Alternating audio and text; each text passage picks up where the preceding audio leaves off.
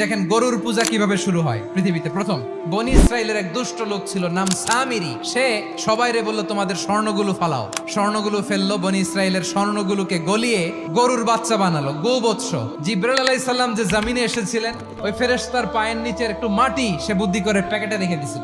স্বর্ণ দিয়ে বানানো গোবৎস গরুর বাচ্চার গায়ে যখন সেই মাটি ছুঁড়ে দেয়া হলো, এখন বাছুরের ভেতর থেকে ভ্যাঁ ভ্যাঁ আওয়াজ আসতেছে। কি আসতেছে? সবাই তো অবাক। সামিরি বলে, আরে তোমরা যে 70 জন দিয়ে মুসা আলাইহিস সালাম রে পাঠাইছো ওইদিকে, এত ঘুরতেছে, আল্লাহরে খুঁজে পায় না, আল্লাহ তো এটার ভিতরে ঢুকছে। নাউজুবিল্লাহ, এটার ভিতরে সেজদা দাও। এই সেজদা দিয়ে গেল। হারুন আলাইহিস সালাম তাদেরকে বুঝালেন, শিরক করো না, আল্লাহরে ভয় করো। শুধু এতটুকুই তিনি বুঝালেন, দাওয়াতি কাজ পালন করলেন, কিন্তু প্রতিরোধ করেন নাই। এই ঘটনা থেকে শিক্ষা কি? শিক্ষা হচ্ছে, আপনি শিরকের আড্ডাখানা দেখলেও বৃহৎ স্বার্থে তাওহীদের দাওয়াত দিবেন, প্রয়োজনে আপনি ঐক্য নষ্ট করবেন না। সুবহানাল্লাহ পড়বেন না?